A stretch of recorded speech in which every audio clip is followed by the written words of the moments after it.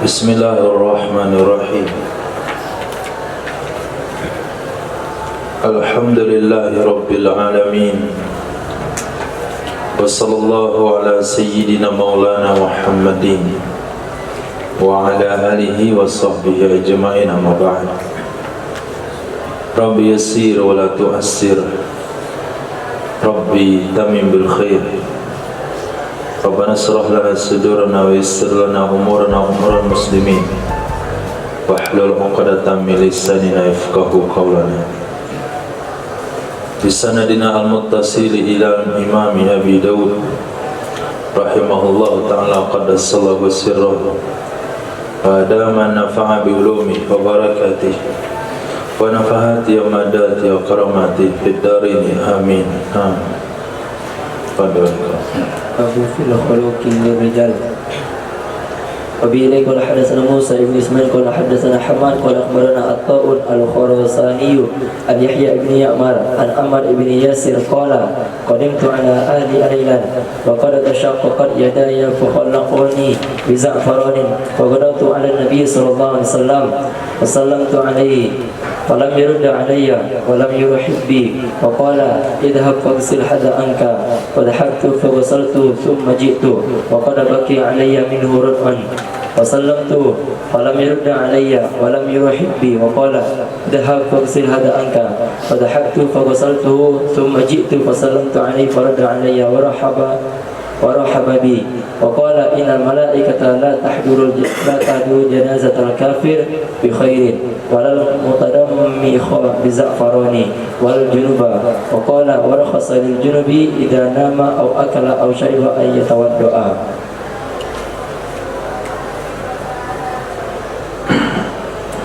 Babul khaluqi lirijal. Khaluq adalah parfum yang dibuat dari campuran zafaran sehingga warnanya dominan merah atau kuning.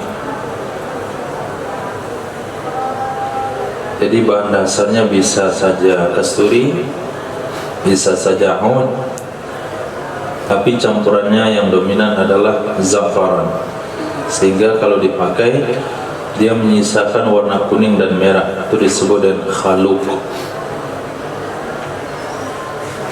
Diriwayatkan dari Sayyidina Ammar bin Yasir radhiyallahu ta'ala anhuma qala qadimtu ala ahli Lailan. Aku datang atas keluargaku pada malam hari. Wa qad tasaqqaqat siyadaya.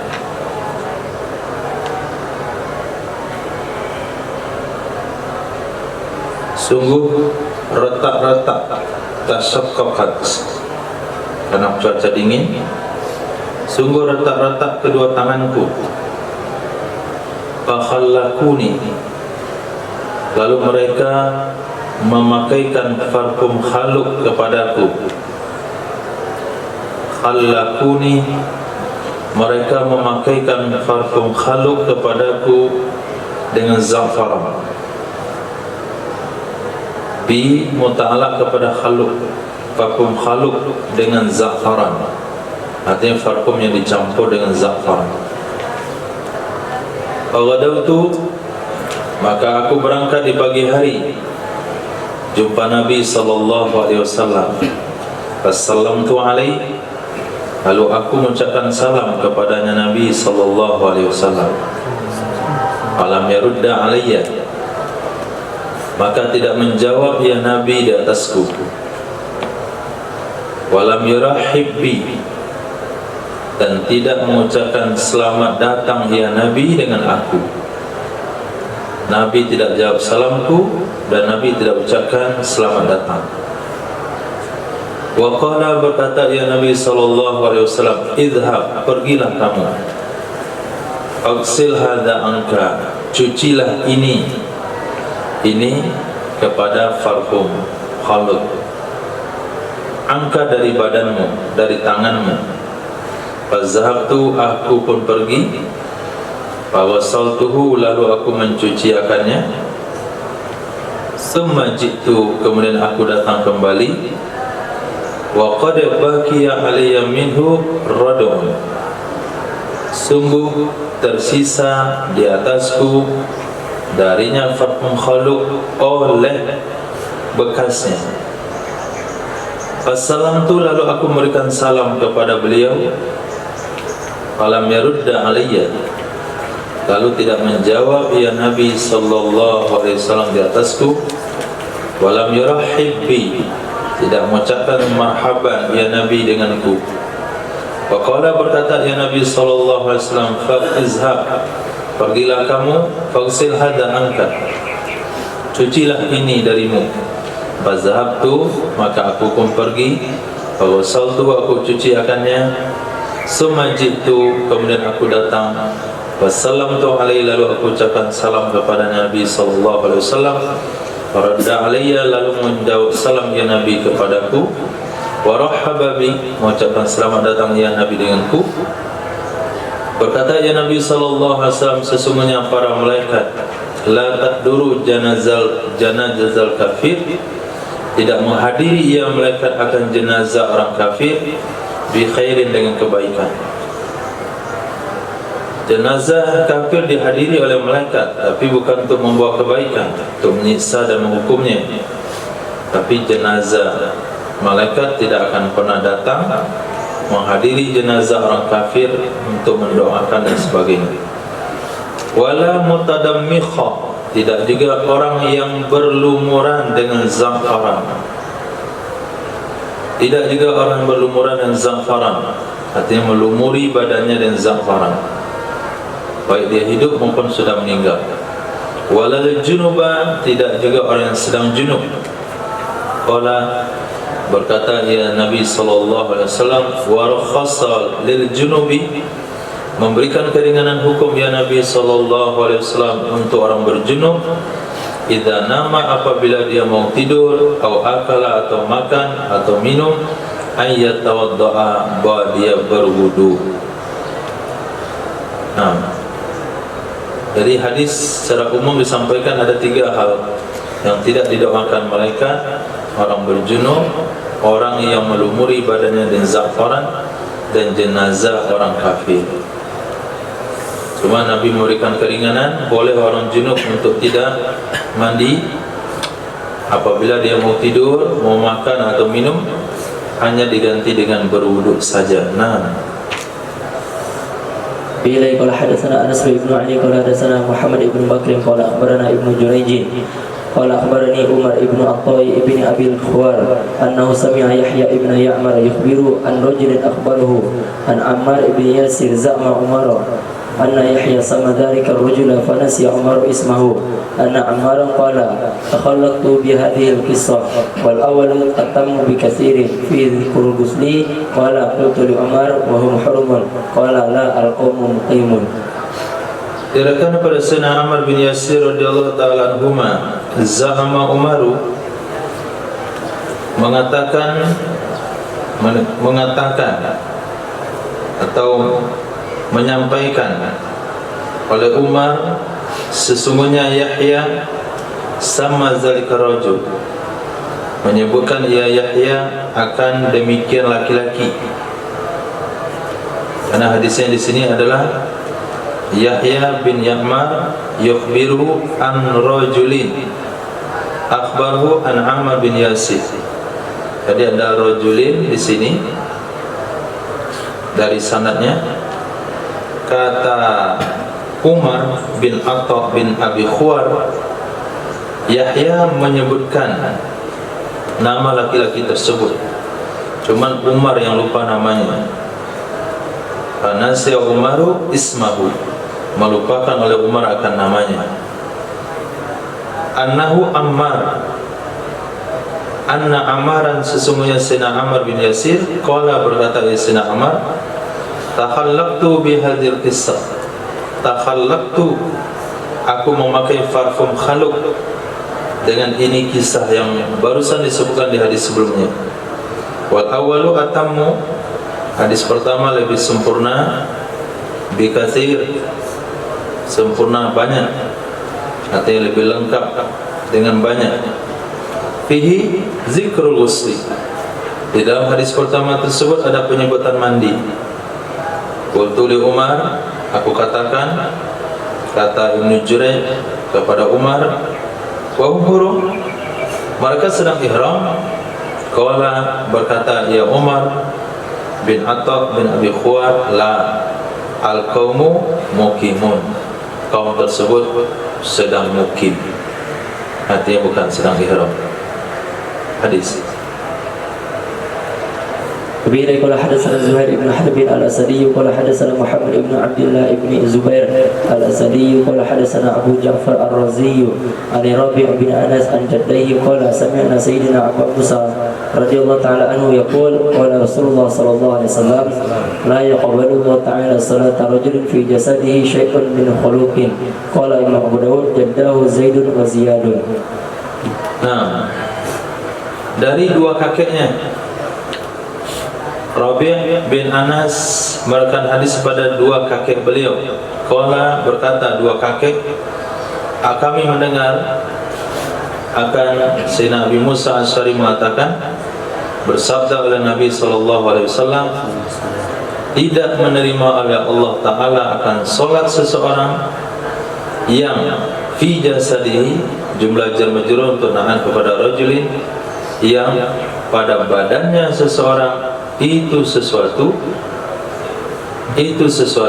min khaluq, daripada parfum yang bercampur dengan za'faran.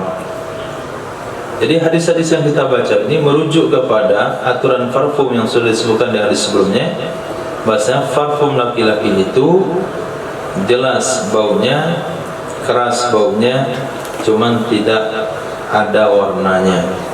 Nah, ketika parfum dicampur dengan za'faran, maka dia akan menyisakan warna kuning dan merah, sehingga Nabi melarang memakainya. Nah, وبه قال حدثنا مسدد عن حماد بن زيد واسماعيل بن ابراهيم حدثهم عن عبد العزيز بن صهيب عن سيدنا انس رضي الله تعالى عنه قال نهى رسول الله صلى الله عليه وسلم عن التزعفر للرجال وقال عن اسماعيل ان يتزعفر الرجل. Nah, ada dua guru Imam Daud di sini. Kakek guru beliau. Gurunya adalah Imam Musaddad. Kakek gurunya Hamad bin Zaid dan Ismail bin Ibrahim. Sayyidina Anas bin Malik radhiyallahu anhu telah melarang oleh Rasul sallallahu alaihi wasallam anit tazafuri lirijal, dari memakai za'faran. Jadi tazafur, memakai za'faran bagi laki-laki. Wa qala, berkata dia Imam Musaddad, riwayat daripada Ismail bin Ibrahim, ayyatazafar ar-rajul, bahwa memakai za'faran oleh laki-laki. Satu munakar redaksi fi'il mudhari, satu munakar redaksi masdar, anit tazafur. Hadis. به قال حدثنا حارث بن عبد الله قال حدثنا عبد العزيز بن عبد الله الأويسي قال حدثنا سليمان بن بلال عن ثور بن زيد عن الحسن بن أبي الحسن عن عمار بن ياسر أن رسول الله صلى الله عليه وسلم قال ثلاثة لا تقربهم الملائكة جيفة الكافر والمتدمخ بالخلوق والجنوب إلا أن يتودع. Diriwayatkan daripada Sayyidina Ammar bin Yasir radhiyallahu anhu, sesungguhnya baginda Rasul sallallahu alaihi wasallam bersabda, salah satu, ada tiga kelompok manusia yang tidak mendekati akan mereka oleh malaikat. Ini sama dengan mana hadis, malaikat tidak masuk ke dalam rumah. Malaikat yang masuk adalah malaikat rahmat. Di sini juga malaikat rahmat. Ada tiga kelompok manusia yang tidak mendekati akan mereka oleh malaikat. Satu, jifatul kafir, bangkai orang kafir. Yang kedua, mutadammihu bil khaluq, orang yang memakai parfum atau melumuri dirinya dengan parfum khaluq, parfum yang bercampur dengan za'faran. Yang ketiga, orang berjunub, kecuali bahwa berwudu ia orang berjunub. Hadis. بإذن قال حدثنا أيوب بن محمد الرقي قال حدثنا عمر بن أيوب عن جعفر بن برقان عن ثابت بن الحجاج عن عبد الله الحمداني عن الوالد بن عقبة قال لما فتح النبي صلى الله عليه وسلم مكة جعل أهل مكة يأتون بصبيانهم فيدعون لهم بالبركة ويمسح رؤوسهم قال فجاء بي إليه وأنا مخلق فلم يمسني من أجل الخلق.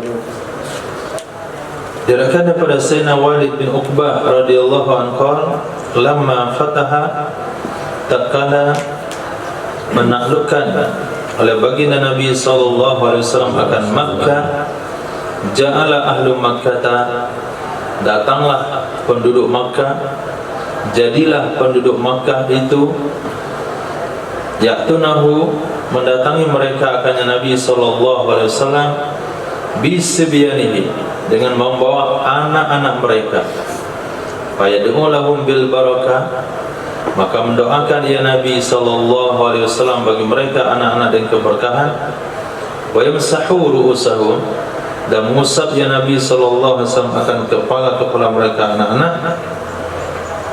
Qala faji'a bi ilaihi, maka didatangkan denganku kepadanya Nabi sallallahu alaihi wasallam, kata Sayyidina Walid bin Uqbah, beliau bersama bapaknya, wa ana makhluk wa ana mukhallaqun, sementara aku orang yang dipakaikan parfum khaluq, falam yamassani min ajlil khaluq, maka tidak menyentuh ya Nabi akan aku dari karena parfum khaluq tersebut. Ini hadis sanadnya majhul, tapi bisa menjadi istiqnas, walaupun tidak bisa menjadi dalil, tapi bisa menjadi istiqnas, dasar hukum kita membawa anak-anak kecil jumpa para masyayikh dan orang-orang soleh. Kemudian sikap dari orang soleh itu adalah mendoakan dengan cara mengusap ubun-ubunnya. Nah, bisibyan dengan anak-anak, bukan dengan bapak-bapak. Ini bapak-bapak minta doakan juga kepalanya. Dah habis masanya. Diambilnya tangan kiai, buka yang peci dia, taruh di kepala, tadi doakan. Nah, hadisnya anak-anak, bukan bapak-bapak. Bapak-bapak itu doanya, doa itu tidak lagi menembus ubun-ubunnya, sudah keras.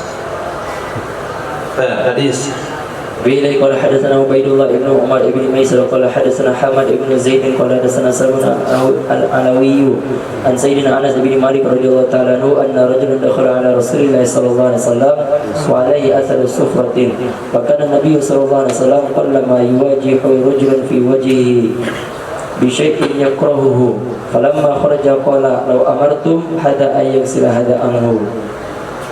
Diriwayatkan pada Sayyidina Anas bin Malik radhiyallahu anhu, anna rajulan, sesungguhnya seorang laki-laki itu, dakhala, masuk ya laki-laki jumpa Nabi sallallahu alaihi wasallam, wa alaihi, di atasnya laki-laki ada bekas warna kuning, asar sufra, bekas warna kuning, dari karena memakai parfum yang bercampur dengan za'faran.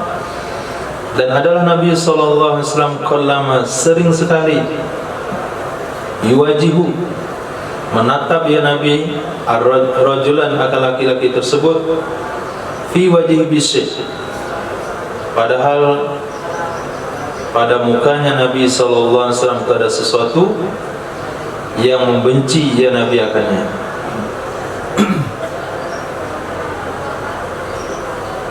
Atau bisyai'in mutalak kepada yuwajihu, berhadapan ya Nabi, menatap ya Nabi akan laki-laki, diwajihi, pada mukanya laki-laki, diwajihi, pada mukanya laki-laki, bisyai'in, bagaimana Nabi menatapnya dengan sesuatu yang membenci ya Nabi akannya. Maka tatkala telah keluar ya laki-laki, berkata ya Nabi sallallahu alaihi wasallam, "Law amartum, jikalau kalian memerintahkan akan orang ini, ayyaghsila hadza anhu, bahwa mencuci ya orang ini akan ini bekas sufra kuning, anhu, darinya orang ini." Amartum haza, itu orang Yaghsila haza itu adalah bekas sufra, warna kuning, anhu darinya orang ini.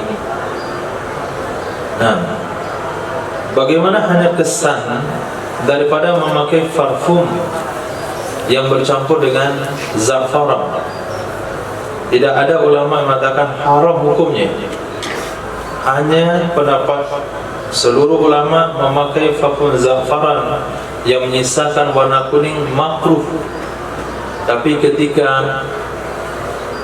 yang bertemu dengan Nabi SAW adalah anak-anak, yang selayaknya anak-anak itu tidak menimbang dosa, menanggung dosa, tapi Nabi tetap tidak mau menyentuhnya. Ketiga orang dewasa yang datang dengan zafaran, Nabi menatapnya dengan muka tidak senang. Sahabat dekatnya Nabi, Muhajirin awalun, as-sabiqun al-awalun minal muhajirin, orang-orang yang pertama masuk Islam, itu Sayyidina Ammar bin Yasir, itu tidak, Nabi sendiri tidak mau menjawab salamnya.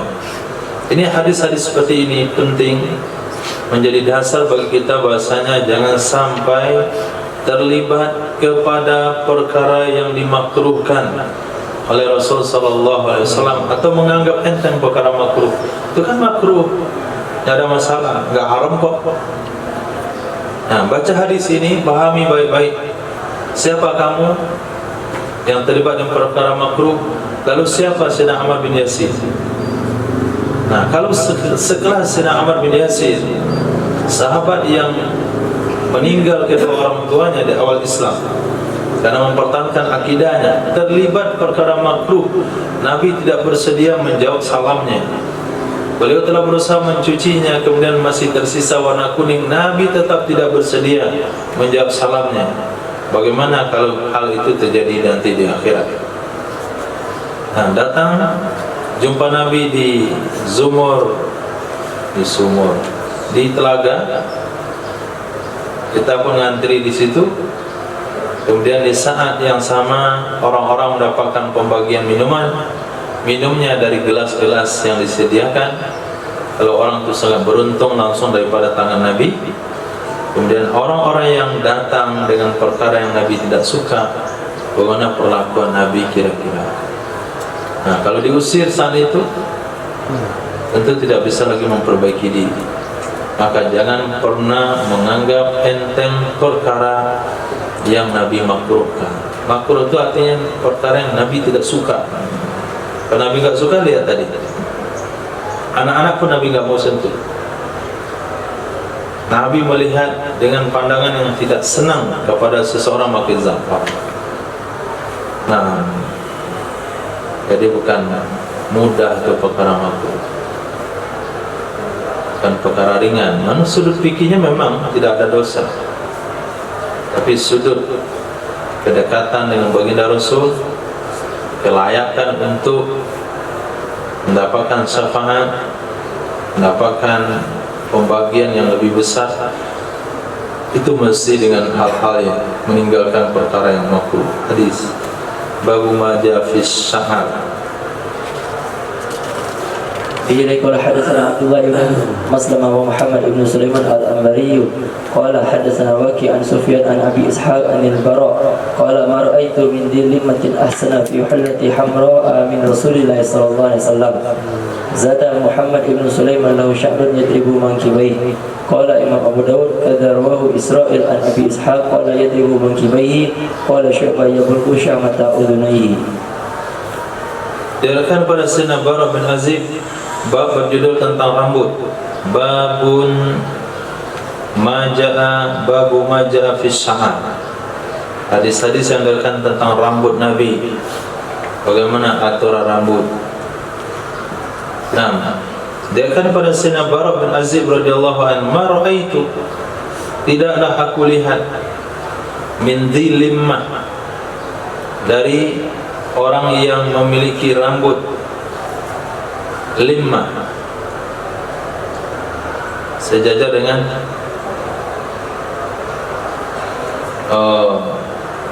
sahmati udhuni, itu limah.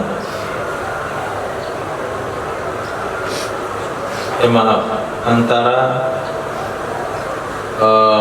antara pundak dengan yang lunak telinga, itu namanya limma. Di tengah-tengah pundak, di tengah-tengah leher, limma. Tapi kalau sampai di bawah leher, di bawah telinga, itu namanya jumma. Kalau sampai di atas pundak, itu namanya wafra.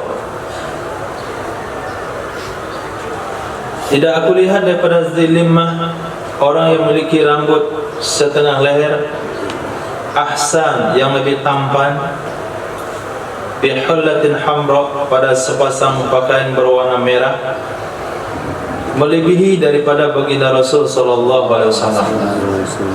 Zada Muhammad bin Sulaiman, baginya Nabi ada rambut yang teruntai kepada dua pundaknya, mangkibai. Qala Imam Abu Dawud, kaza rawahu Israil an Abi Ishaq yadribu mangkibai. Kata Imam Syu'bah, yablu syahmata udhunai, sampai kepada yang lunak dari dua telinganya. Hadis.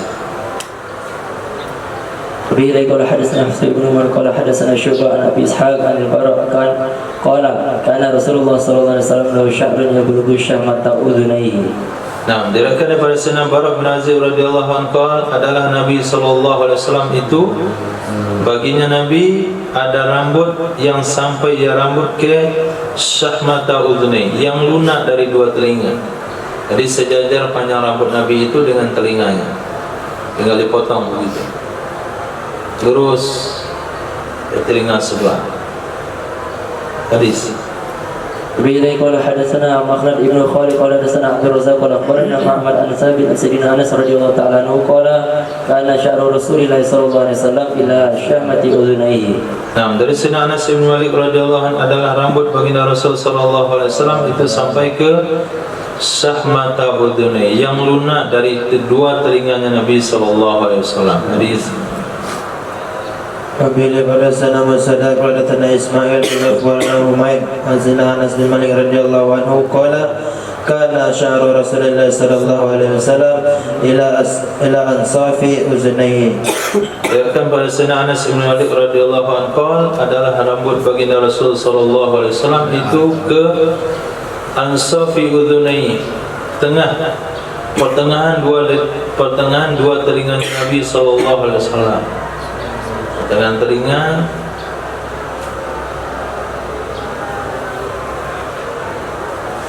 sampai sini. Jadi agak tinggi di belakangnya, dia agak dikikis lebih tinggi. Sama udhunai. Nah, ansafi udhunai. Hadis. Qabila hadatsana Ibn Nufail qala hadatsana Abdul Rahman ibn Abi Zinad an Hisham bin Urwa an abihi an Sayyidah Aisyah radhiyallahu anha qalat kana sya'ru Rasulillah sallallahu alaihi wasallam fawqa al-wafrati wa duna al-jummah. Diriwayatkan dari Sayyidatina Aisyah radhiyallahu ta'ala anha, beliau berkata, adalah rambut baginda Rasul sallallahu alaihi wasallam itu fawqal wafra, di atas wafra. Wafra, rambut yang sampai ke pundak, di atasnya. Nah, kemudian dunal jumma, jumma rambut yang sampai ke syahmata udhunai, yang lunak telinga, itu namanya jumma. Jumma itu ada dasar tengkorak kepala. Jadi rambut hanya sebatas tengkorak kepala. Tengkorak kepala kita sejajar yang lunak telinga. Di atas itu sudah kepala. Maka kalau bekam itu bagian tulang, bagian urat. Dain itu ada di leher, jangan di kepala. Dia letaknya di bawah syahmata udhunai. Nah, ke bawahnya. Maka nggak ada yang dicukur di sini. Itu bukan apa? Bukan akhdain. Jadi rambut Nabi itu di bawah daripada jumah, di tengah-tengah leher. Hadis ini sama dengan hadis sebelumnya, yaitu di pertengahan leher. Babu majah fil farqi, hadis-hadis yang menerangkan tentang membelah dua rambut. farqi, menyisir rambut dengan belah dua, separuh ke kanan, separuh ke kiri, diambil garis lurus pada batang hidung, tarik ke belakang, kemudian pas di tulang punggung, tulang leher, kemudian dibagi dua, kiri kanan. Hadis. وبه قال سنا موسى بن اسماعيل قال سنا ابراهيم بن سعد قال اخبرني ابن شهاب عن عبيد الله بن عبد الله بن عتبة أزلنا أنس بن مالك أزلنا ابن عباس رضي الله عنه قال كان أهل الكتاب يعني يسدلون أشعارهم وكان المشركون يفرقون رؤوسهم وكان رسول الله صلى الله عليه وسلم تعجبه موافقه أهل الكتاب فيما لم يؤمر به فسدله رسول الله صلى الله عليه وسلم nasiatahu thumma faraqa ba'du. Diriwayatkan daripada Sayyidina Abdullah bin Abbas radhiyallahu anhu qala, adalah ahli kitab Yahudi Nasrani, yakni yasdiluna. Yasdilu artinya yursiluna asy'arahum. Qala al-Qari al-murad bisidil asy-syi'r Abuna irsalu hawla ra'as min ghairi ayaksima nisbain, arti menyisir ke belakang. Berkata Imam Nawawi, maksud yursilun adalah alal jabi. Nah, jadi ada dua pendapat ulama dalam penafsiran yasdiluna. Ada matikan yasdiluna asy'arahum, menyisir ke belakang mereka akar rambut mereka. Penafsiran Imam Nawawi, menyisir rambut sesuai dengan arahnya, ke depan ya ke depan, samping. Jadi rambutnya disisir sesuai arahnya, nanti dipotong lurus, sehingga di kepala itu seperti tempurung yang ditelungkupkan. Nah, itu makna yasdilun. Wa kana musyrikun, dan adalah orang musyrik yafrukuna ru'usahum, membagi-bagi mereka akan kepala mereka, membagi mereka akan kepala mereka.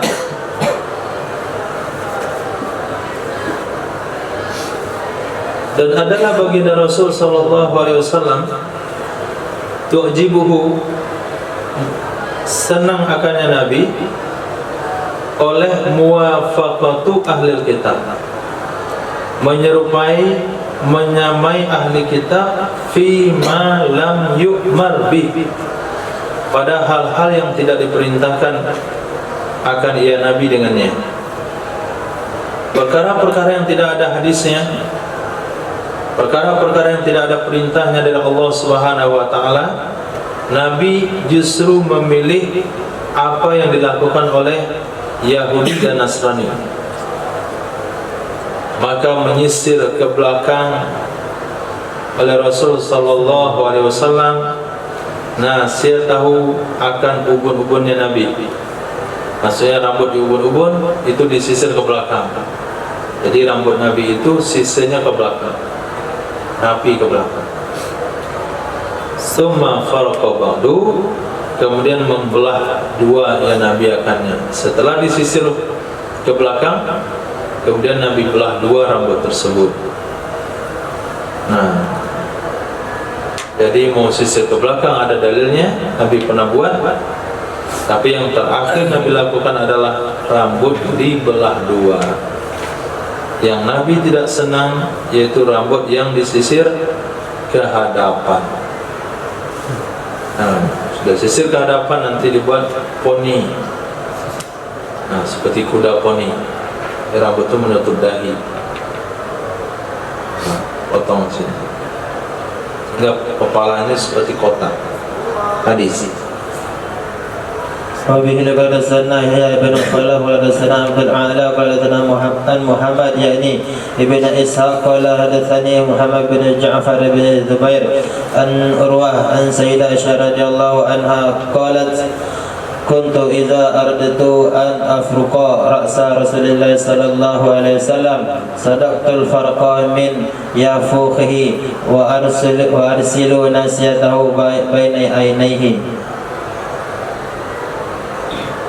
Diriwayatkan daripada Sayyidah Aisyah radhiyallahu ta'ala anha qalat, berkata ya Sayyidah Aisyah, kuntu adalah aku dulu, idza aradtu apabila aku ingin, an afruqa bahwa aku belah dua akar rambut baginda Nabi sallallahu alaihi wasallam, sadaqtu artinya saqabtu, aku belah al-farqa akan belahan tersebut, min yafukhihi. Yafukhihi adalah pertemuan tulang bagian depan kepala dan bagian belakang. Pertemuan dua tulang pertemuan tulang kepala bagian depan dan bagian belakang, yaitu di puncaknya kepala. Ya, kalau kita lihat kepala kita itu seperti sesuatu yang belah dua yang disatukan. Jadi di tengah-tengahnya ada perekat begitu. Nah, di sana Sayyidah Aisyah belah. Wa ursilu nasiyatahu baina aini. Kemudian aku ulurkan akar rambut ubun-ubunnya Nabi antara dua matanya Nabi. Nah, antara dua mata aku ulurkan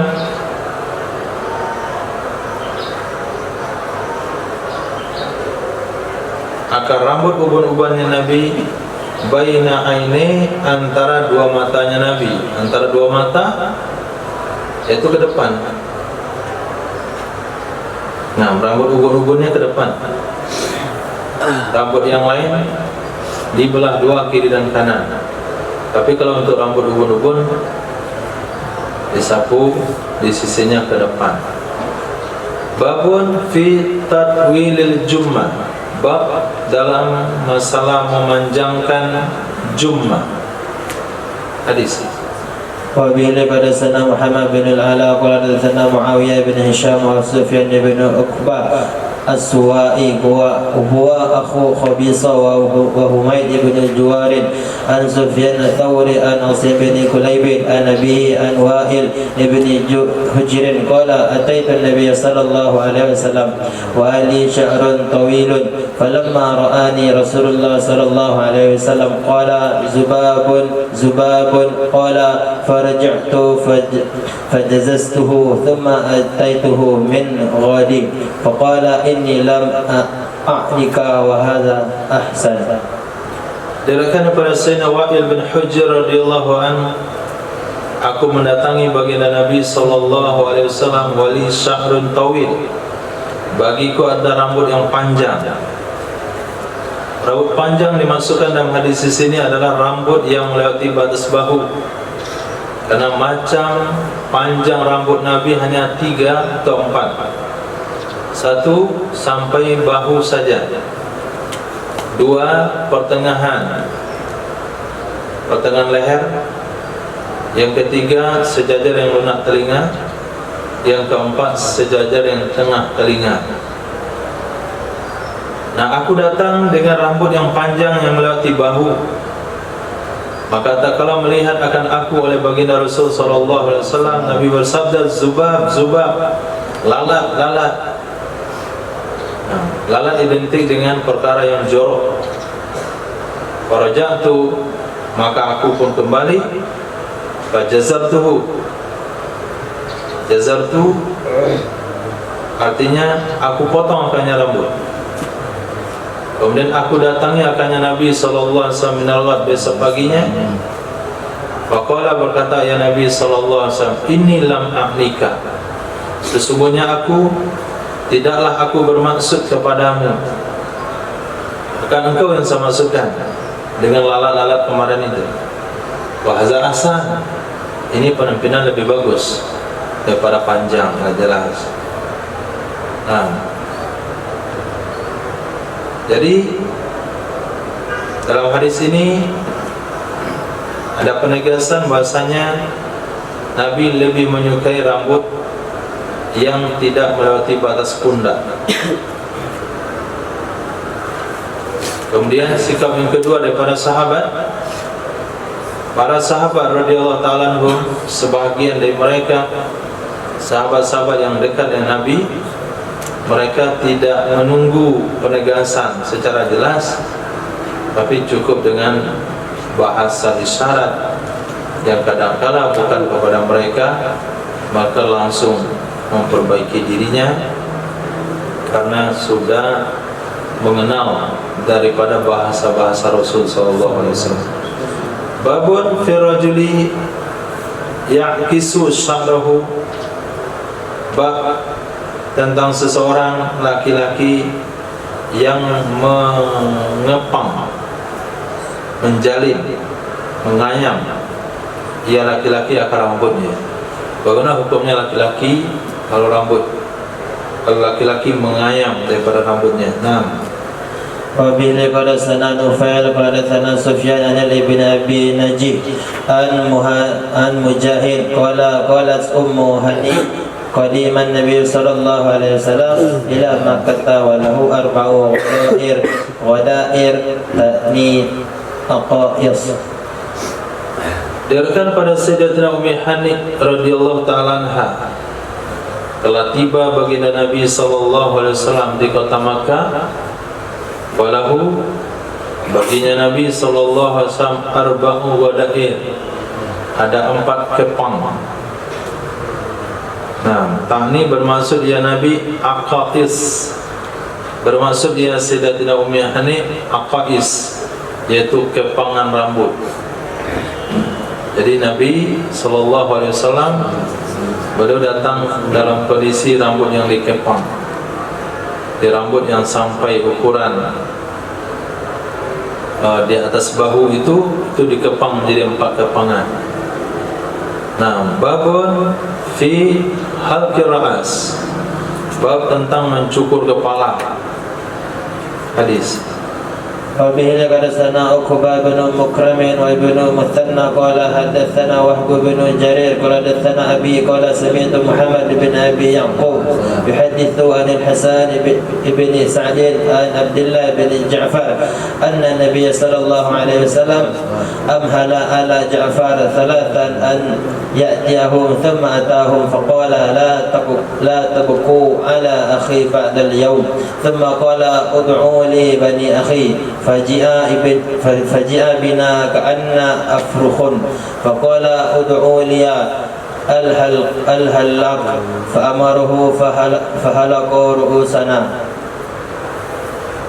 Diriwayatkan daripada Sayyidina Abdullah bin Ja'far radhiyallahu an, sesungguhnya Nabi sallallahu alaihi wasallam amhala, memberikan masa ya Nabi kepada keluarga Ja'far salasan 3 hari. Ayatiyahum, bahwa datang ia Nabi sallallahu alaihi wasallam akan mereka. Katanya Nabi akan datang kepada mereka setelah 3 hari nantinya.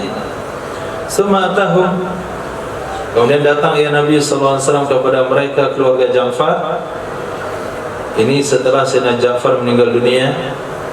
Nabi katakan, isna'u li Ali Ja'far ta'aman, buatkan oleh kalian untuk keluarga Ja'far akan makanan, karena Sayyidina Ja'far meninggal dalam perperangan. Maka berkatalah Nabi sallallahu alaihi wasallam, la tabku ala akhi ba'dal yaum, janganlah kalian menangis di atas saudaraku setelah hari ini. Kalian sudah saya kasih masa menangis 3 hari. Nabi berikan keringanan hukum untuk menangisi Sayyidina Ja'far 3 hari. Setelah hari ketiga Nabi datang, setelah ini enggak boleh lagi menangis.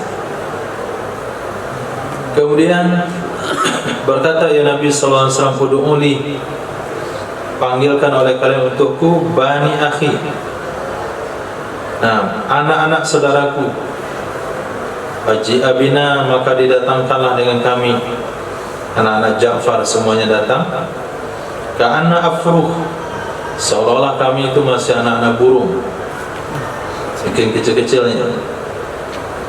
Faqala, berkata ya Nabi sallallahu alaihi wasallam, ud'u liya al-halal, panggilkan oleh kalian bagiku akan tukang cukur, tukang botak rambut. Fa'amarahu, memerintahkan ya Nabi akannya tukang cukur. Fa'halaqa ru'usana, mencukur ya Nabi akan kepala-kepala kami. Nah, innama aku ru'usi ma'a anabika isyu'ai bima asabahu min khalizal fi sabillah asfaqa alim min al-wasi wa kuma zalqal qari.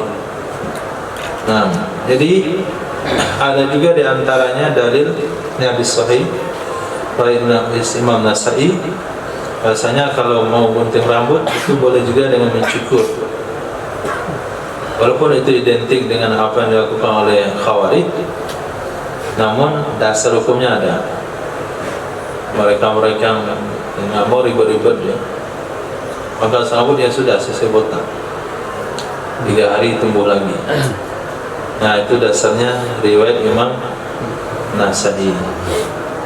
Babun fi zu'aba, bab tentang zu'aba. Nah, وبه حدثنا أحمد بن حنبل حدثنا عثمان بن عثمان قال أحمد كان رجلا صالحا قال أخبرنا عمر بن نافع عن أبي عن ابن عمر رضي الله عنه قال نهى رسول الله صلى الله عليه وسلم عن القزع والقزع أي يحلق رأس الصبي فيترك بعد شعره.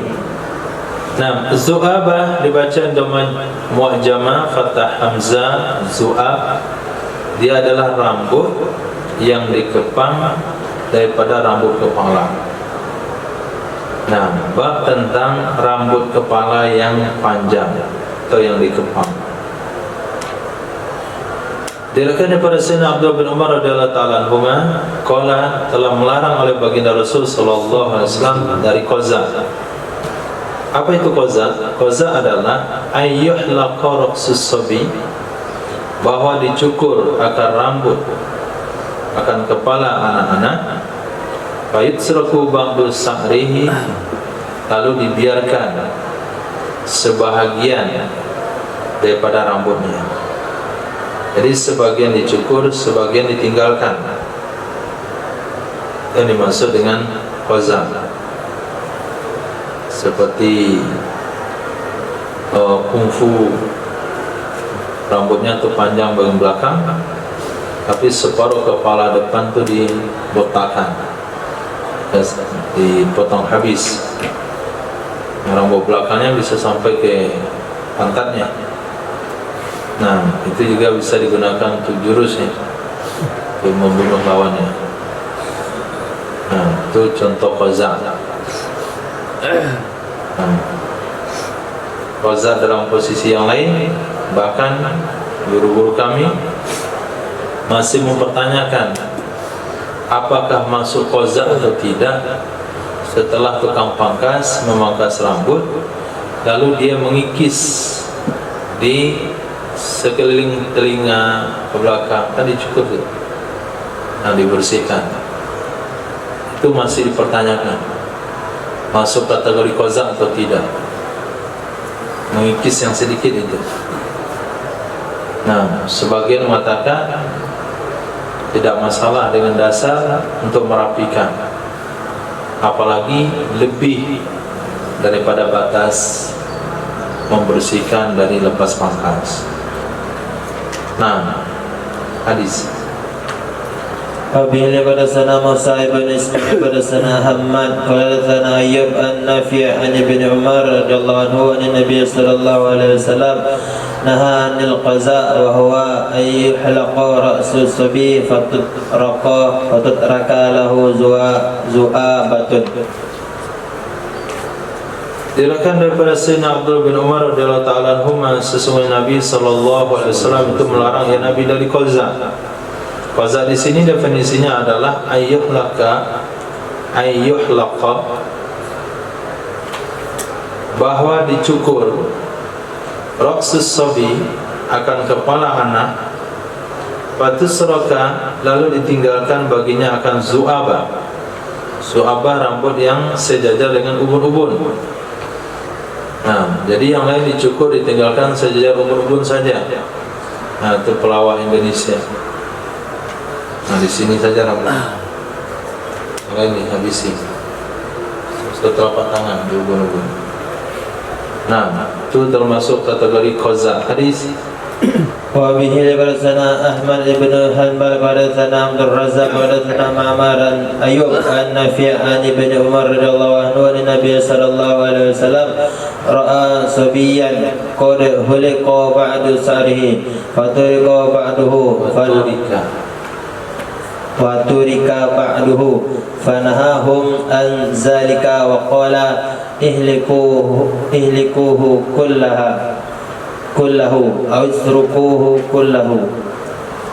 Diriwayatkan daripada Sayyidina Abdullah bin Umar radhiyallahu ta'ala anhu, sesungguhnya baginda Nabi sallallahu alaihi wasallam itu ra'at, melihat ya Nabi, sabiyan, akan anak-anak, qad hulika, sungguh dicukur, ba'du sya'rihi, sebagai rambutnya, wa turika ba'duhu, disisakan yang lainnya, sebagian dicukur, sebagian sisa.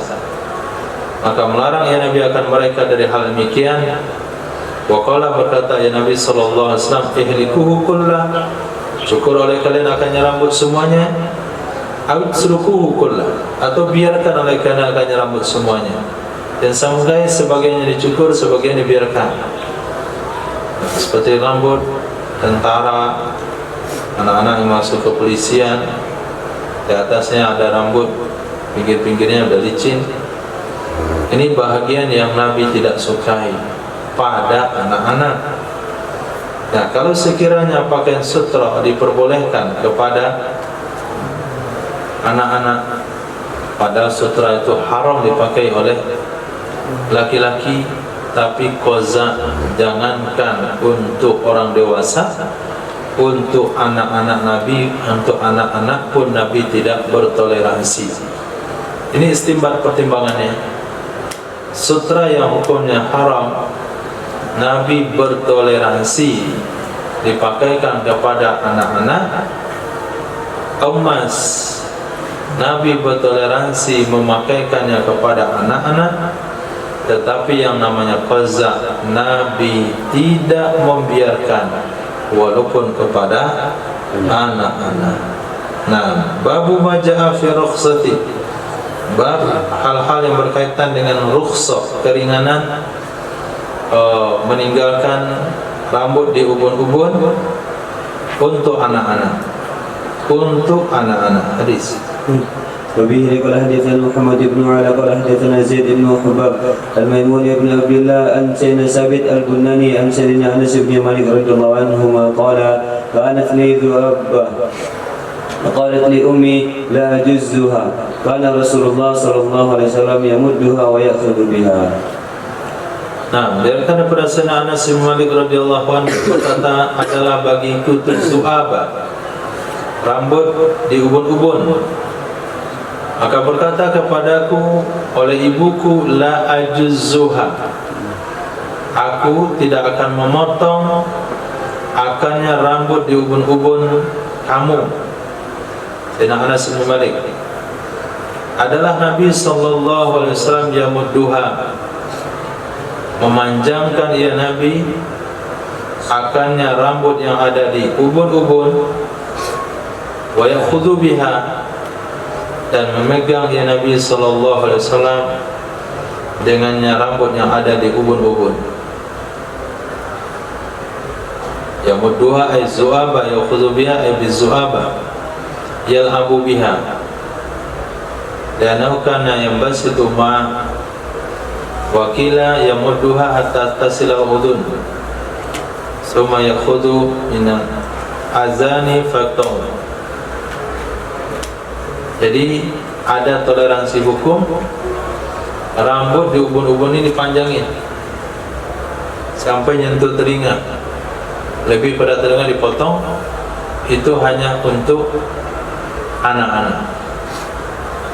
Jadi kalau anak-anak dia macam-macam, tinggal pegang itunya saja. Malah saya ngaji bawa, bagus suruh pakai itu rambutnya hari ini. Hadis. وبه قال حدثنا حسن بن علي قال حدثنا يزيد بن هارون قال حدثنا حجاج بن حسن قال دخلنا على سيدنا انس بن مالك فحدثتني اختي مغيرة قالت وانت يومئذ غلام ولك قرنان او قصتان فمسح راسك وبرك عليك وقال احرك هذين أو قصوهما فإن هذا ريزي اليهودي. Diriwayatkan daripada Sayyidina Anas daripada Hajjaj bin Hasan, kata beliau, kami masuk jumpa Sayyidina Anas bin Malik radhiyallahu anhu. Fahaddatsatni, maka memberikan hadis kepadaku oleh saudari beliau, memberikan hadis kepadaku oleh saudariku, yaitu Mughirah. Mughirah ada dua orang, ada nama laki-laki, ada nama perempuan. Qalat, berkata, ya saudari, wa anta yauma idzin ghulam, kamu waktu itu dulu masih kecil, walaka qarnan, bagimu ada dua tanduk, ay qussatan, dua kepangan rambut yang dikepang pas di ujung kepalanya sehingga seperti tanduk.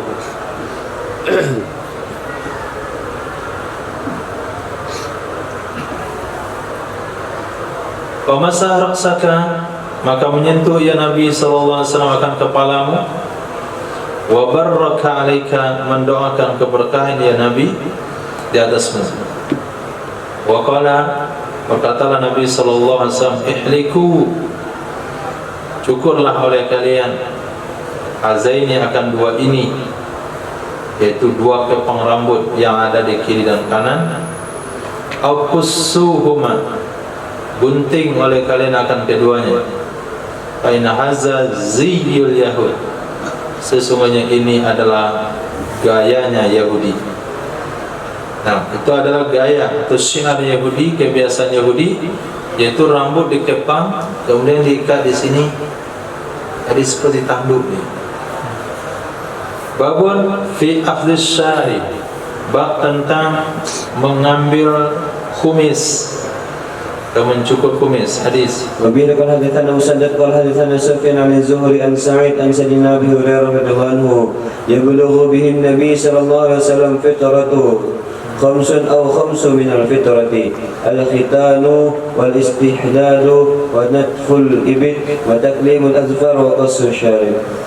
Diriwayatkan kepada Sayyidina Abi Hurairah radhiyallahu anhu, yablughu bihi, yablughu arti dasar menyampaikan, maksudnya merofakkan ya Sayyidina Abu Hurairah dengannya hadis kepada baginda Nabi sallallahu alaihi wasallam, al-fitratu khamsun, apa kata Sayyidina Nabi, fitrah itu 5 macam. Riwayat yang lain khamsun minal fitrah, ada 5 dari fitrah. Pertama adalah khitan, itu fitrah.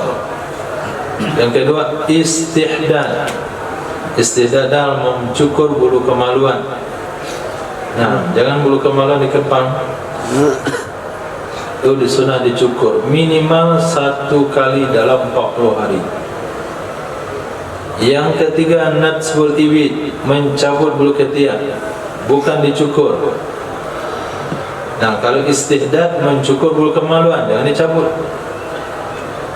Kalau bulu ketiak bukan dicukur, tapi dicabut. Nah, cabut satu persatu. Kemudian memotong kuku, nggak ada bahasa kuku dipanjangin. Nah, satu ini untuk membuang tai telinga. Yang kemudian qassus syarib, menggunting kumis. Nah, cara gunting kumis, taruh kurma siwak di atas bibir dan gunting. Atau Nabi muda ikut merah bibir gunting, jadi ikut merah bibir, itu sunnah.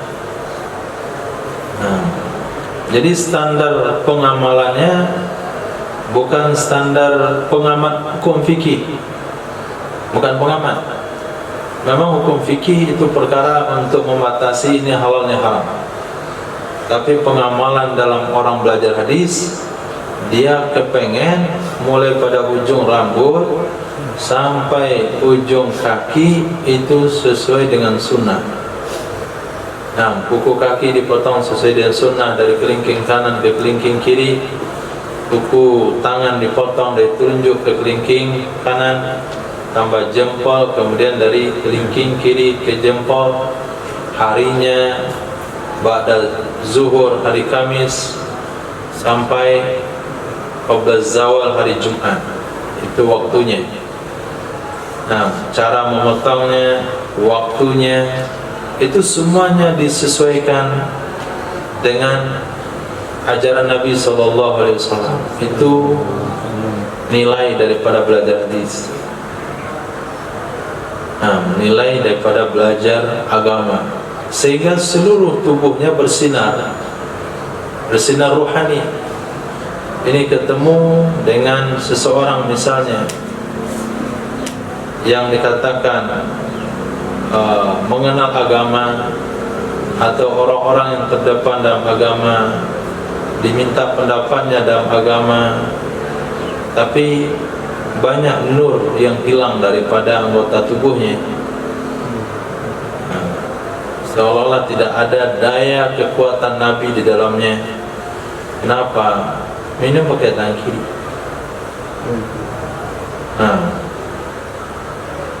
Minum pakai tangan kiri, merokok pakai tangan kanan. Merokok pakai kaki saja nggak boleh, apalagi pakai tangan kanan.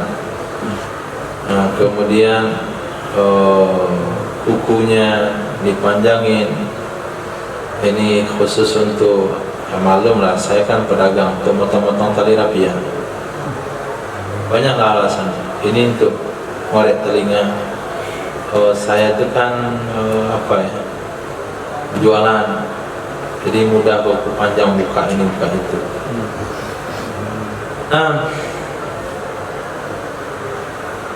Jadi di mana itu datangnya sinar? Ketika bersinar, dan nur Nabi, nur sunnah Nabi itu karena dicabut. Nah, di anahnya juga bersinar, sampai keluar sinarnya. Nah, itu dicukur.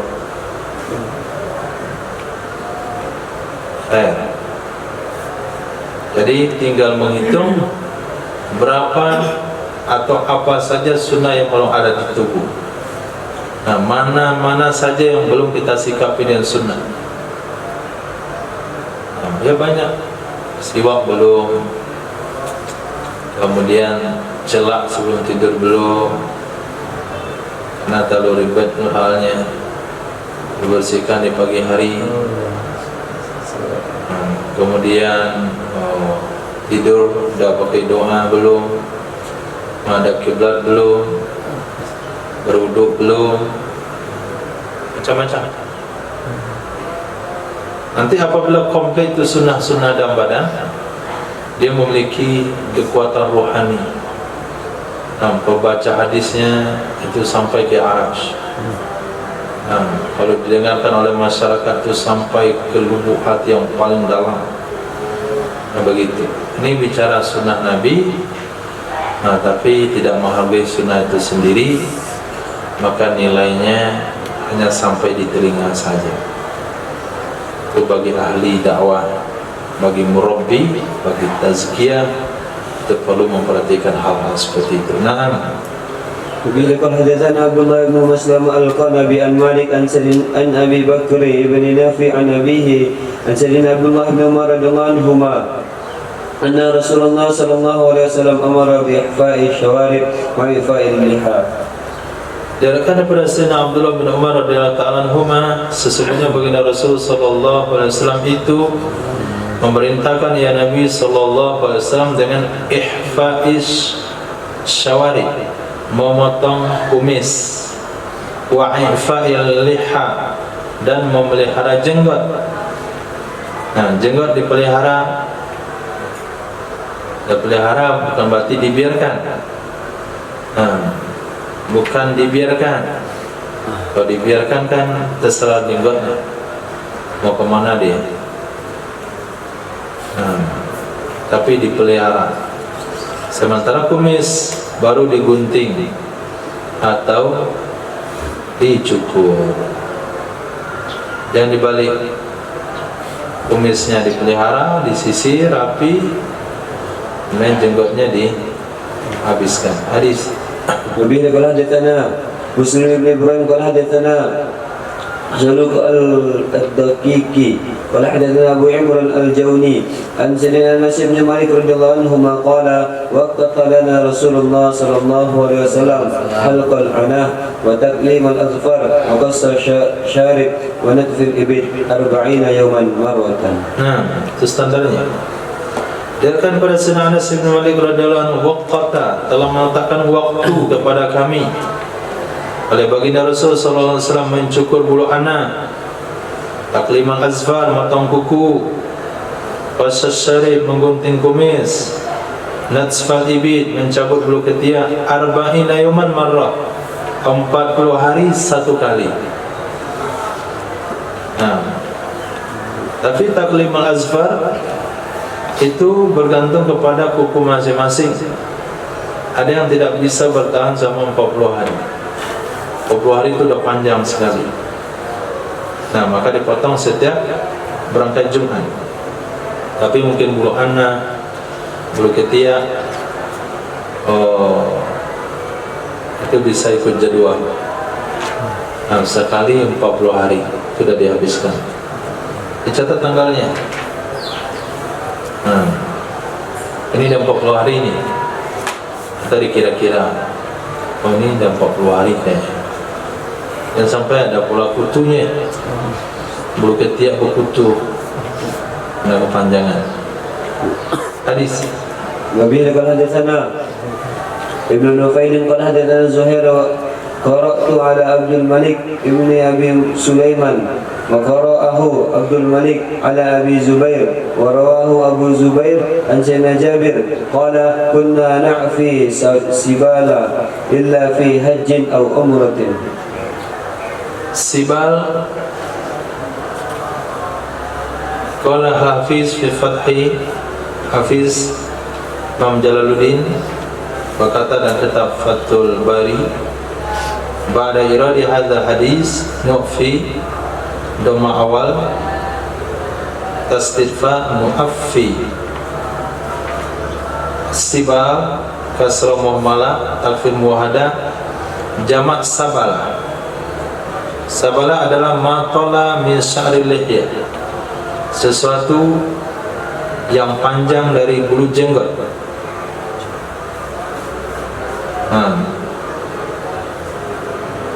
Kata Sayyidina Jabir bin Abdullah radhiyallahu an, adalah kami nu'fi, kami membiarkan panjang as-sibala akan jenggot. Nu'fi dari ifa, bukan nuhfi. Kami membiarkan panjang as-sibala akan jenggot kecuali pada haji atau umroh. Nah, di saat haji dan umroh, supaya tidak terlibat kepada jatuhnya bulu, maka jenggotnya disederhanakan. Nah, batas minimal yaitu 1 qabdah, 1 genggaman tangan. Di sini dijelaskan dalam kitab Mirqat Su'ud, sibal jamak sabala bitahrik, itu bagian depan jenggot. Wa ma asbala minha ala sadar, yang menyentuh dada itu mana sibal, jenggot yang menyentuh dada. Kami biarkan saja jenggot kami menyentuh dada. Kecuali pada saat haji dan umrah itu kami rapikan. Bagaimana kadang merapikannya? Dalam sebuah hadis dikatakan, Anas sahabat radhiyallahu anhum kanu, sesungguhnya para sahabat radhiyallahu anhum adalah mereka menggunting dari jenggot mereka waktu nusuk. Jadi jenggot mau melakukan ibadah haji dan umrah itu digunting. Nanti kalau nyangkut dia di baju ihram, nanti jatuh kena denda. Dan Sahih Bukhari adalah Sayyidina Abdullah bin Umar apabila melakukan haji atau umrah, qabada ala lihiyati, belum menggenggam jenggotnya. Kemudian fama padula aqlahu, yang lebih dari genggam dipotong. Ini ketika haji dan umrah. Nah, kalau enggak haji dan umrah biarkan saja panjang sampai menyentuh dada. Nah, itu disebut sibah. Jadi jenggot Rasul itu menutupi dada beliau semuanya, karena jenggot tumbuh di sini. Orang Indonesia kan juga tumbuh di sini, kemudian merapat lagi ke tengah. Nah, yang tidak tumbuh jenggot itu dipastikan 6 nenek moyangnya sudah mencukur jenggot sebelumnya. 6 nenek moyangnya, dia adalah keturunan ke-7, berarti nggak ada jenggotnya. Nah, berarti sudah 7 generasi nenek moyangnya buat perkara bid'ah. Tapi yang masih tumbuh itu belum sampai 7 berarti. Walaupun kakeknya atau kakek-kakeknya nggak berjenggot, tapi belum sampai 7. Nah, mungkin 5 kali. 5 itu jenggotnya ada, cuman dikit kali. Nah, ini generasi yang ke-6 nih, berjenggot. Ke-7 habis sudah, yang ke-6. Di 5 sebelumnya ada cukur jenggot. Belum nggak tahu. Nah, itu kata orang, bukan kata hadis. Babu fi natfis syaib, bab tentang mencabut uban. Nah, hadis. وبه قال حدثنا مسدد قال حدثنا يحيى قال حدثنا مسدد قال حدثنا سفيان المعنى عن ابن أجلان عن عمرو بن شعيب عن أبيه عن جده قال رسول الله صلى الله عليه وسلم لا تنتف الشيبة ما من مسلم يشيب شيبة في الإسلام قال عن سفيان إلا كانت له نورا يوم القيامة وقال في حديث يحيى إلا كتب الله له بها حسنة وحط عنه بها خطيئة. Diriwayatkan daripada Sayyidina Ammar bin Shu'aib dari ayahnya, dari kakeknya radhiyallahu anhu, kata Rasulullah sallallahu alaihi wasallam, la tantifus syaiba, jangan kalian cabut akan uban. Biarkan saja dia tumbuh, tidak usah dicabut. Nah, itu adalah peringatan bahwasanya Anda tidak lagi muda. Bahkan sebagian ulama menafsirkan qad ja'akum min nadhir, dan telah datang kepada kalian pemberi berita petakut, itu uban, salah satu penafsir ulama. Ma min muslimin, tidaklah dari seorang muslim, yashibu, yang tumbuh uban, ia muslim, syaibatan, akan satu uban dalam Islam. Qala an Sufyan, kecuali kanat lahu, ada ia uban baginya seorang muslim, itu cahaya pada hari kiamat, dan nanti terang kepalanya. Yang tumbuh uban satu, ya terangnya satu. Yang tumbuh uban banyak atau udah putih semuanya, itu akan terang benderang pada hari kiamat. Waqala fi hadis Yahya, jangan di hari kiamat, di dunia dia ternampak terang daripada yang lain. Nah, apalagi di hari kiamat yang gelap gulita. Dunia masih ada cahaya matahari, udah banyak ubannya ya, itu masih ada cahaya matahari. Apalagi dalam kondisi gelap, itu masya Allah cahayanya. Kecuali menulis oleh Allah baginya satu kebaikan, satu uban, satu kebaikan. Bayangkan setiap hari dia dapat pahala. Wa hatta anhu biha khati'atan, menghapuskan ya Allah darinya seorang dengan sebab satu uban akan satu kesalahan. Tumbuh uban satu, hapus dosa satu, dapat kebaikan satu. Kebaikan satu itu setiap hari. Beda sama kebaikan amalan yang terputus. Dia sama dengan amalan itikaf ya. Sama dengan amalan itikaf, dia tetap berjalan terus. Maka rugi kalau uban itu dicabut. Nah, tapi boleh kalau diobati, nggak ada masalah. Misalnya makan terung, biar ubannya hitam lagi, itu nggak apa-apa. Tapi mencabut itu hukumnya makruh. Babu fil khidab, bab tentang mewarnai uban. Khidab di sini memakai inai ke uban, bukan ke tangan. Yang digunakan hadis ini ke tangan. Ini untuk uban. Hadis وبه قال حدثنا مسدد قال حدثنا سفيان عن زهري عن أبي سلمة وسليمان بن يسار أن سيدنا أبي هريرة رضي الله عنه يبلغ به النبي صلى الله عليه وسلم قال إن اليهود والنصارى لا يسبغون فخالفوه. Diriwayatkan dari Sayyidina Abu Hurairah radhiyallahu anhu yablughu bihim rafa'iyan Sayyidina Abu Hurairah dengannya hadis kepada Nabi sallallahu alaihi wasallam berkata, ya Nabi, sesungguhnya bangsa Yahudi dan Nasrani la yasbuna, tidak mencelup mereka, artinya tidak mewarnai mereka akan uban mereka, dibiarkan saja putih. Fa khalifuhu, berbedalah kalian yang mereka, berbedalah kalian yang mereka, artinya warnailah uban kalian. Di sunnah hukumnya bagi umat Islam yang sudah dominan ubannya dan lebih banyak pada rambutnya, untuk mewarnai uban itu warna kuning dan merah.